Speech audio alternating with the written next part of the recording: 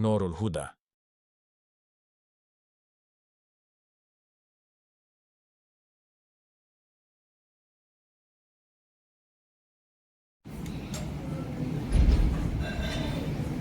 نحمده ونصلي على رسوله الكريم. أما بعد، قال الله أعوذ بالله من الشيطان الرجيم. بسم الله الرحمن الرحيم. قال الله تعالى وإنك لعلى خلق عظيم. அன்பிற்கினிய இஸ்லாமிய உறவுகளே, அஸ்ஸலாமு அலைக்கும் வரஹ்மத்துல்லாஹி வபரகாத்துஹு. வஅலைக்கும் அஸ்ஸலாம் வரஹ்மத்துல்லாஹி வபரகாத்துஹு.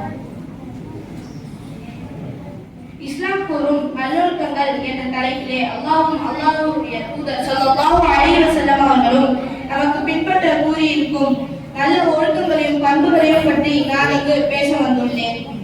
இன்று பல விஷயங்களை பற்றிய புரட்சி, எழுச்சி, ஒரு மறுமலர்ச்சி ஏற்படுவதை பார்க்கின்றோம். அல்ஹம்துலில்லாஹ், வரவேற்கத்தக்கதுதான். ஆனால் அல்லாஹ் எந்த அளவிற்கு கொள்கைகள், வழக்க வழிபாடுகள் இவற்றிற்கு முக்கியத்துவம் கொடுத்திருக்கிறாரோ அதே அளவிற்கு எவ்வித குறையும் இல்லாமல் தனது ஒழுக்கங்களை சீர்படுத்தி இருக்க வேண்டும் என்று அல்லாஹ் கூறுகிறான். ஒரு மனிதன் தனது தொழுகை, நோன்பு, ஜக்காத், ஹஜ்ஜி இவற்றில் மட்டும் சீராகிவிட்டால் அவர் வறுமையில் முழுமையான வெற்றி அடைய முடியாது. மாறாக தனது ஒழுக்கங்களை சீர்படுத்திக் கொள்ள வேண்டும். நபி ஸல்லல்லாஹு அலைஹி வஸல்லம் அவர்கள் கூறியதாக ஹஜ்ரத் அப்துல்லாஹ் இப்னு அம்ர் ரலியல்லாஹு அன்ஹு அவர்கள் அறிவிக்கிறார்கள், உங்களில் யாருடைய ஒழுக்கம் மிக அழகானதாக இருக்கிறதோ அவரே உங்களில் சிறந்தவர் என்று. நூல் புகாரி எண் 3925. இஸ்லாமிய மார்க்கத்தில் இந்த ஒழுக்கமானது எந்த அளவிற்கு முக்கியம் வாய்ந்தது என்று நமக்கு தெரியும். ஆனால் இன்று இந்த ஒழுக்கமானது எவ்வளவு சீர்கெட்டு கிடக்கிறது என்பதை நாம் அறியலாம். முக்கியமாக இளைஞர்கள். இன்று பல இளைஞர்கள், இன்னும் சொல்ல போனால் நமது பெற்றோர்கள் புகைப்பிடித்தல், மது அருந்துதல் போன்ற போதை பழக்கங்கள் தான் சீரழிந்த விஷயம். என் பிள்ளைக்கு அது இல்லை என்று மாத்தட்டி கொண்டு திரிகிறார்கள். ஆனால் தன் பிள்ளை சினிமா பார்ப்பது, ரீல்ஸ் எடுப்பது, கரையான் அடித்தது போல முடிவெட்டிக் கொள்வது இவற்றை எல்லாம் பெற்றோர்கள் கண்டுகொள்வதே இல்லை. இன்னும் சில பெற்றோர்கள் அதை பெருமையாக சொல்லி திரிகிறார்கள். ஆனால் இது எவ்வளவு சீர்கெட்ட விஷயம் என்று நமக்கு தெரியும். இப்படிப்பட்ட ஒரு இளைஞர் சமுதாயத்தையா எழுப்ப நமது நபி ஸல்லல்லாஹு அலைஹி வஸல்லம் அவர்கள் அரும்பாடுபட்டார்கள்?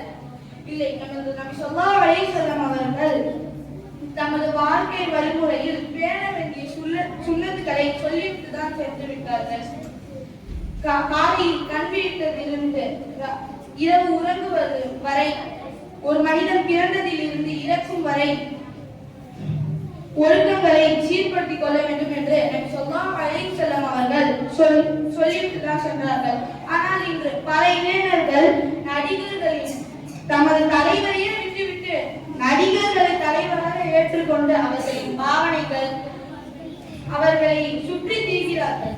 ஆனால் அந்த நடிகர் நடித்தால் அவனுக்கு மட்டும்தான் பலர். ஆனால் இந்த மக்கள்கள் அவனை சுற்றி திரிகிறார்கள். முக்கியமாக முஸ்லிம்கள். இன்று பல முஸ்லிம்கள் சீர்கெட்டு கிடக்கிறார்கள். ஆனால் நமது நபி ஸல்லல்லாஹு அலைஹி வஸல்லம் அவர்கள் எவ்வளவு அரும்பாடுபட்டார்கள் என்று நமக்கு தெரியும். அவர்கள் இந்த இளைஞர்களை சீர்படுத்துவதற்காக தான் அரும்பாடுபட்டார்கள். தமக்காக துஆ செய்யாமல் தமது சமுதாயத்துக்காக துஆ செய்தார்கள் நபி ஸல்லல்லாஹு அலைஹி வஸல்லம் அவர்கள். ஆனால் நாம் நபி ஸல்லல்லாஹு அலைஹி வஸல்லம் அவர்கள் மீது பற்று இருக்கிறது, பேருக்கு நான் முஸ்லிம் என்று சொல்லி திருந்திட்டு இருக்கிறோம். ஆனால் நபி ஸல்லல்லாஹு அலைஹி வஸல்லம் அவர்கள் நமது சமுதாயத்திற்காக இவ்வளவு கஷ்டம் பட்டிருக்கிறார்கள்.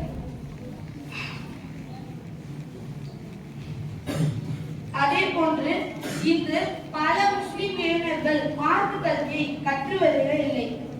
அவர்கள் உலக கல்விதான் முக்கியம் என்று தமது பெற்றோர்கள் நினைக்கிறார்கள். ஆனால் உலக கல்வி முக்கியம் இல்லை, மார்க்க கல்விதான் முக்கியம். உங்கள் பிள்ளை இந்த உலகத்தில் மட்டும் வெற்றி அடைந்தால் பத்தாது, மாறாக மறுமையில் வெற்றி அடைய வேண்டும். அதற்கு மார்க் கல்வி மிகவும் முக்கியமானது. இதை உங்கள் பிள்ளைக்கு புரிய வைத்து இன்ஷா அல்லாஹ் உங்கள் பிள்ளையும் மறுமையை வெற்றி அடைவானார். وآخر دعوانا الحمد لله رب العالمين. السلام عليكم ورحمة الله وبركاته.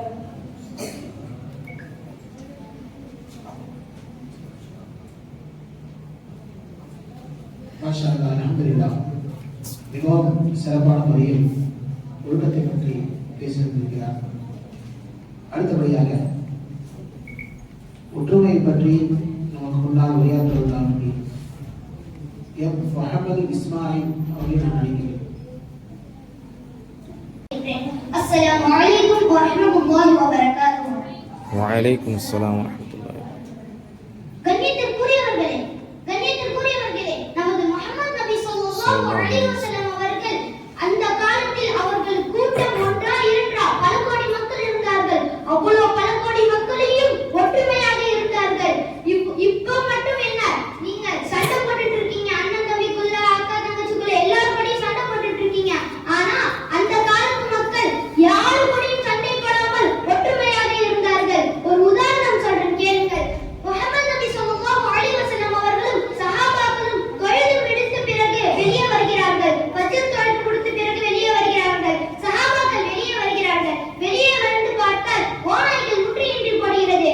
அதை பார்த்து சஹாபியால் வெளியே செல்ல முடியவில்லை. சஹாபிகள் பின்பு திரும்பி நபி அவர்களிடம் போய் பார்த்து, நபி அவர்களே, வெளியே ஓநாய்கள் முற்றியின்றி போடுகிறது, என்ன செய்ய வேண்டும் என்று கூறினார்கள். அதற்கு நபி அவர்கள் வெளியே வந்து சுற்றி முற்றி பார்த்து அதிலேயே பெரிய ஓநாய்களை பார்த்து கேட்கிறார்கள், உங்களுக்கு என்ன தேவை என்று கேட்கிறார்கள். அதற்கு ஓநாய்கள் கூறுகிறது, எங்களுக்கு உணவு தட்டுப்பாடு ஏற்பட்டுள்ளது என்று கூறினார்கள். அதற்கு நபி அவர்கள் கூறினார்கள், சஹாபாக்களை பார்த்து கூறுகிறார்கள், இதற்கெல்லாம் உங்கள் ஜகாத்தும் தர்மமும் தான் காரணம் என்று கூறினார்கள். அதற்கு நபி அவர்கள் ஓநாய்களை பார்த்து கூறினார்கள், உங்களுக்கு நான் செய்து கொடுக்கிறேன், உங்கள் ஆடுகளையும் செய்து கொடுக்கிறேன் என்று கூறினார்கள். அதற்கு அடுத்த நாளே நபி அவர்கள் ஜமாஅத்தை விட்டு வெளியே வருகிறார்கள். 2 நாட்கள் வேட்டைக்கு செல்கிறார்கள். செய்து முடித்து பிறகு 2 நாட்களுக்கு பிறகு சாப்பிடாமல் தண்ணி குடிக்காமல் 2 நாட்கள் கழித்து வேட்டை கழித்து வருகிறார்கள். அவர்களுக்கு பின்பு பார்த்தால் ஆள்கள் கூட்டம் இருக்கிறது. உணவு தட்டுப்பாட்டு எல்லாம் சரியா போகிறது. கண்ணியத்திற்குரியவர்களே, கொஞ்சம் சிந்திச்சு பார்க்க வேண்டாமா? நம்ம ஓநாய்களே ஒற்றுமையா இருக்கும் பொழுது நம்ம ஏன் ஒற்றுமையா இருக்க முடியாது? நீங்கள் ஒற்றுமையா இருக்கணும் என்று அல்லாஹ் தஆலா தௌஃபீக் செய்வானாக. வாஹிரு தஅவானா அல்ஹம்துலில்லாஹி ரப்பில் ஆலமீன். அஸ்ஸலாமு அலைக்கும் வரஹ்மத்துல்லாஹி வபரகாத்துஹு. وعليكم السلام ورحمة الله. அல்ஹம்துலில்லாஹ். அடுத்தபடியாக பொய் பேசாதீர்கள் இந்த தலைப்பின் கீழ் உரையாற்றுவதற்காக மதரசா மாணவி எம் அஸ்பா ஃபாத்திமா.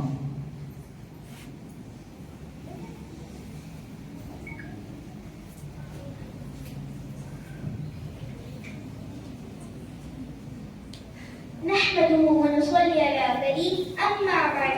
بسم الله الرحمن الرحيم. السلام عليكم ورحمة الله وبركاته. وعليكم السلام ورحمة الله وبركاته. அனைத்து புகழும் அகிலாங்களின் இறைவனான அல்லாஹ்வுக்கே எல்லா புகழும். வணக்கத்திற்குரியவன் அல்லாஹ்வை தவிர வேறு யாரும் இல்லை என்று நான் சாட்சி கூறுகிறேன். மேலும் முஹம்மது நபி ஸல்லல்லாஹு அலைஹி வஸல்லம் அவர்கள் அல்லாஹ்வுடைய அடியாராகவும் தூதரும் உண்மை அடியாராகவும் இருக்கிறார்கள் என்று நான் சாட்சி கூறுகிறேன். நான் எடுத்துக்கொண்ட தலைப்பு பொய். ஹதீஸ் 1.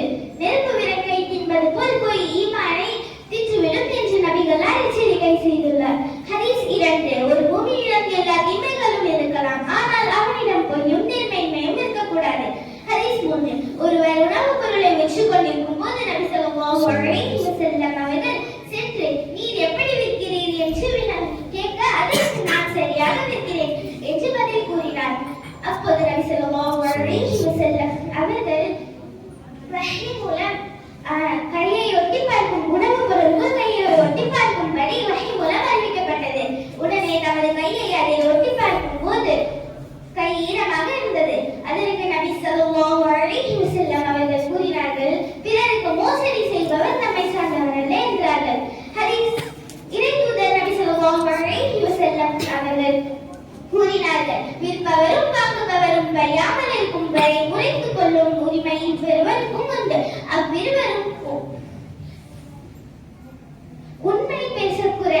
தெளிவுபடுத்தியிருந்தால் அவர்களின் வியாபாரத்தில் அருள் வளம் நீக்கப்படும் என்றார்கள். அருள் வளம் நீக்கப்படும் என்றார்கள், அளிக்கப்படும் என்றார்கள்.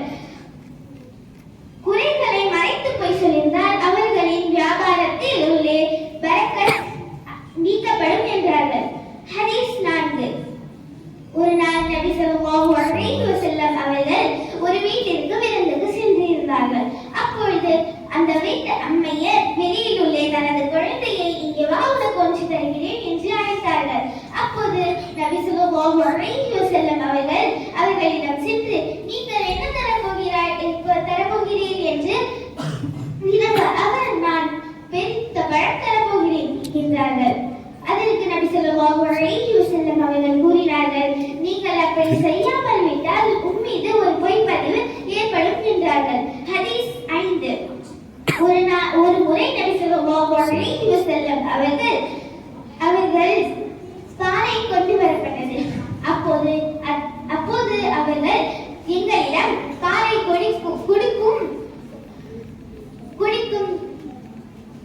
குடிக்கும்படி எங்களிடம் கூறினார்கள். அப்பொழுது நாங்கள் எங்களுக்கு விருப்பமில்லை என்றோம். அதற்கு நபி ஸல்லல்லாஹு அலைஹி வஸல்லம் அவர்கள் கூறினார்கள், நீங்கள் பசியையும் பொய்யையும் சேர்த்து கூறாதீர்கள் என்றார்கள். ஹதீஸ் 6. ஹதீஸ் 6. அடுத்தவனை மகிழ்விப்பதற்காக பொய் சொல்பவனை அழிந்து போகட்டும் என்றார்கள். ஹதீஸ் 8. நபி ஸல்லல்லாஹு அலைஹி வஸல்லம் அவர்கள் கூறினார்கள், முனாஃபிகின் அடையாளம் 3. 1. பேசினால் பொய் பேசுவான். 2. வாக்குறுதி அளித்தால் நிறைவேற்ற மாட்டான். 3. நம்பினால் மோசம் செய்வான்.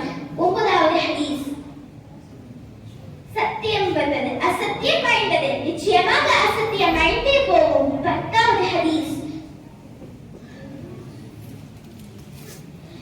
நீங்கள் உண்மையை பொய்யுடன் கலக்காதீர்கள். உண்மையை மறைக்கவும் செய்யாதீர்கள். பொய் என்ற பாவத்திலிருந்து அல்லாஹ் நாம் அனைவரையும் பாதுகாப்பாராக. ஆமீன். وآخر دعوانا الحمد لله رب العالمين. السلام عليكم ورحمة الله وبركاته. அல்ஹம்துலில்லாஹ். அல்லாஹ் தஆலா இந்த மாணவர்களை பேச்சாற்றலை இன்னும் மேலும் அதிகப்படுத்த புரிவானாக. அடுத்த என்ற தலைப்பின் கீழ் எம் ஷரீஃப் அவர்களை நான் அழைக்கிறேன்.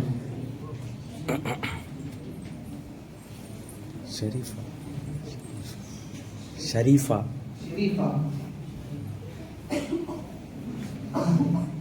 السلام عليكم ورحمة الله وبركاته.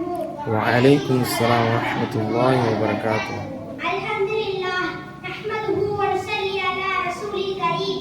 أما بعد، قال الله تعالى: واعتصموا بحبل الله جميعا ولا تفرقوا.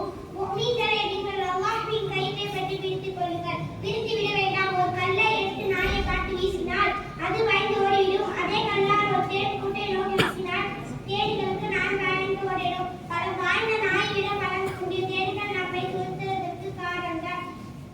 எந்த இனம்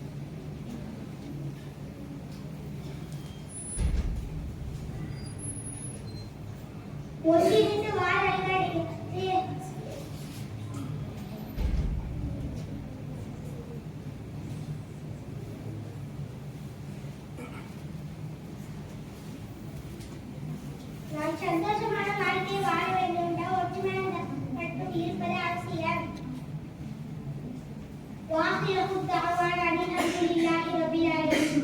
السلام عليكم ورحمة الله وبركاته. وعليكم السلام ورحمة الله وبركاته. மாஷா அல்லாஹ். அல்லாஹ் தஆலா இந்த மாணவனுடைய பேச்சாண்மை இன்னும் வெவ்வேறு மதிக்கப்படுகிறது. முடிவானாக கல்வியை பற்றி நமக்கு முன்னால் விளையாட்டுவதற்காக வேண்டி எஸ் ஹைரும் நிசா அவரை நான் அழைக்கிறேன்.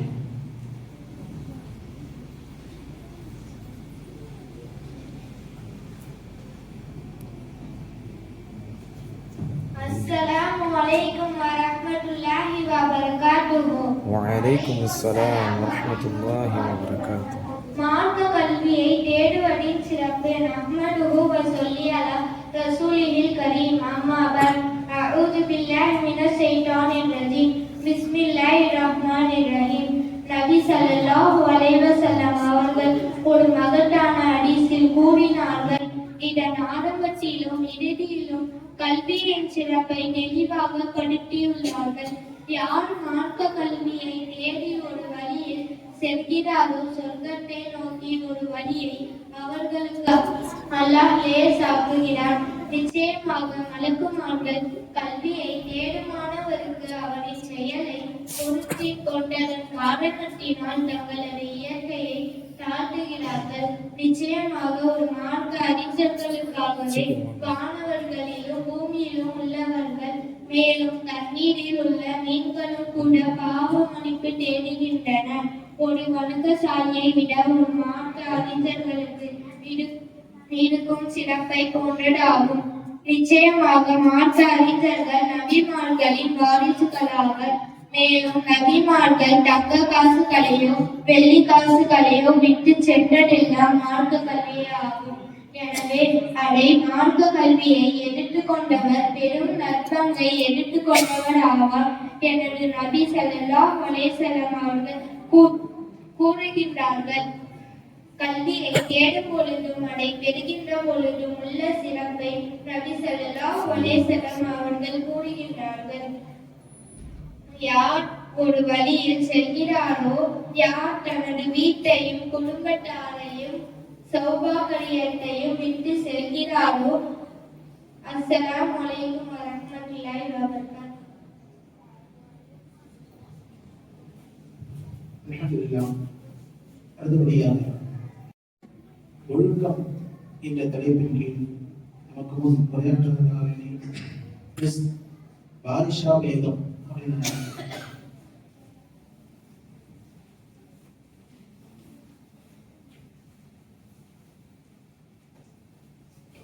السلام عليكم ورحمة الله وبركاته.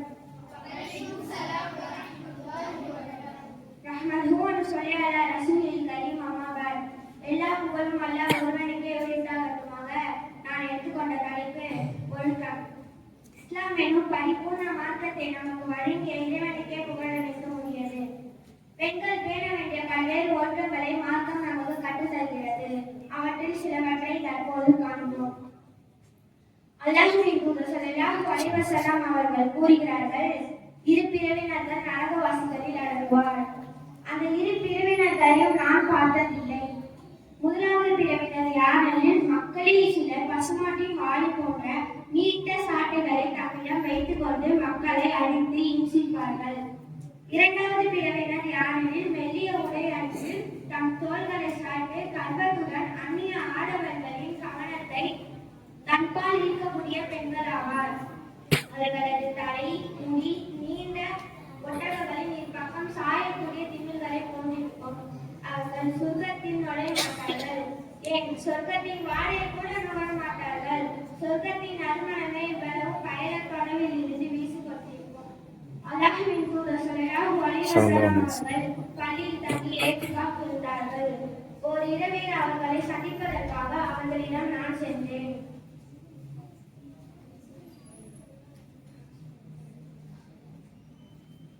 அவர்களிடம் சிறிது நேரம் பேசிவிட்டு திரும்பி செல்ல வேண்டேன். அப்போது நபி ஸல்லல்லாஹு அலைஹி வஸல்லம் அவர்கள் என்னை தீர்ப்பு அனுப்புவதற்காக என்னுடன் வந்தார்கள். அப்போது அந்த வழியாக அன்சாரிகள் இருவர் அந்த வழியாக வந்தார்கள். அப்போது நபி ஸல்லல்லாஹு அலைஹி வஸல்லம் அவர்களை கண்டவுடன் விரைந்து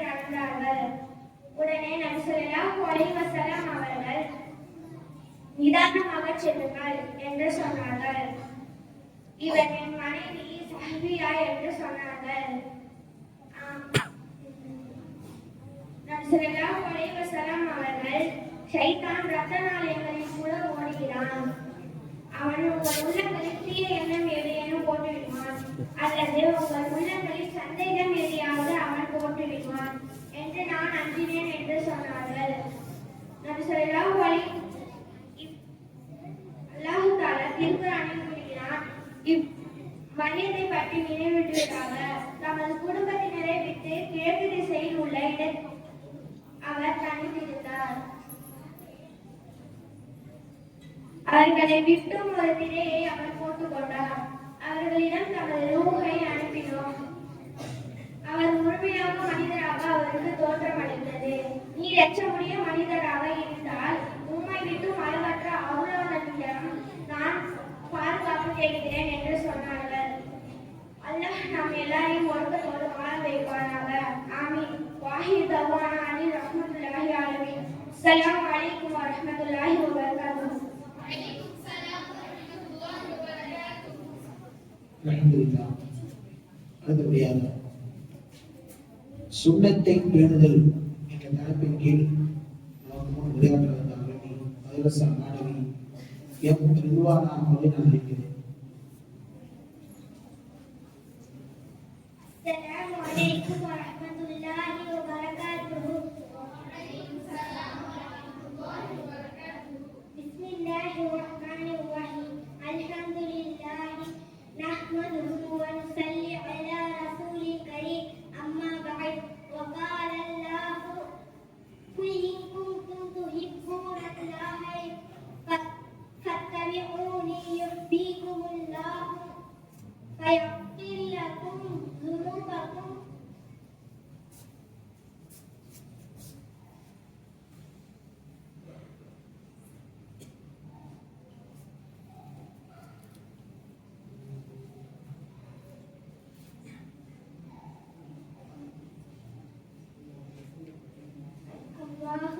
கஃபூருர் ரஹீம்.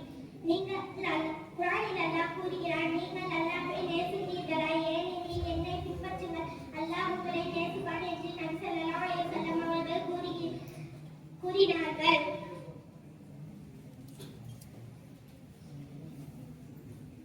இந்த வசனம் நபியின் வழியை பின்பற்றுவதன் அல்லாஹ்வை நேசிப்பதன் அடையாளம் என்பதை தெளிவாக கூறுகிறது.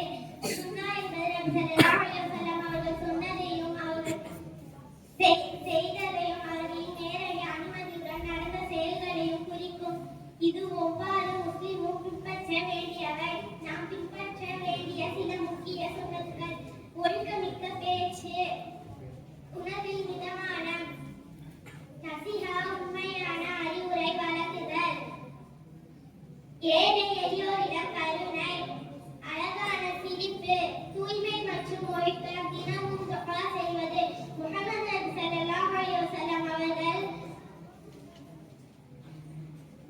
அவர்களை விட சிறந்த நபர் யார் இருக்க முடியும்? யாராலும் முடியாது. அவர்களின் வாழ்க்கையை படித்து புரிந்து கொள்ளவும் நடைமுறைப்படுத்தவும் நாம் முயற்சிக்க வேண்டும். சுன்னத்தை பின்பற்றுவதால் கிடைக்கும் நன்மைகள். இறைவனின் அன்பை பெறலாம்.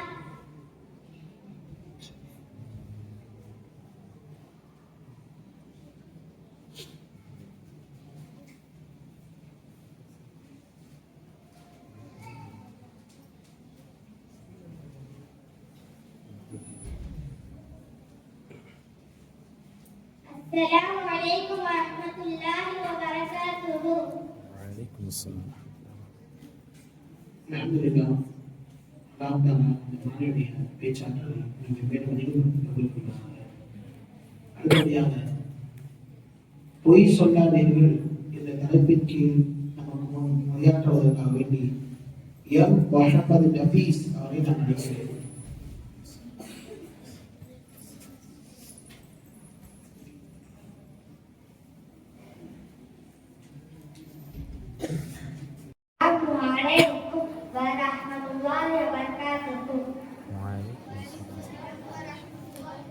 பொய் பேசாதீர்கள். பாருங்கள். பொய் பேசுவதனால் ஏற்படும் தீமைகளை பற்றி பேச வந்துள்ளேன்.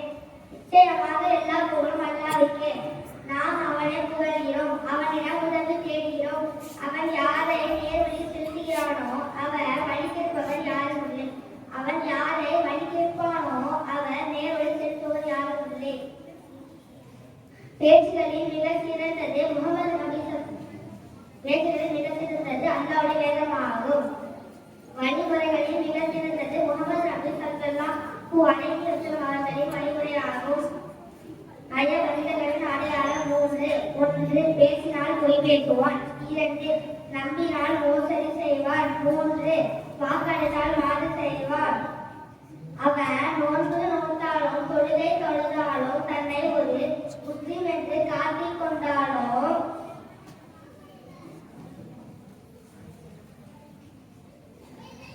சரியா அவர்களின் உள்ளங்களில் நோய் இருக்கிறது.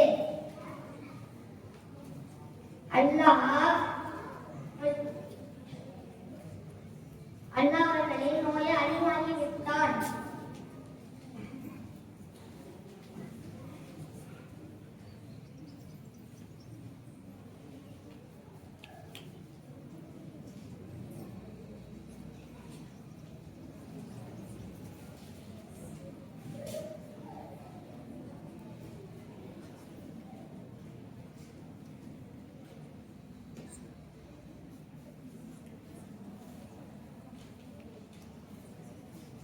Assalamualaikum.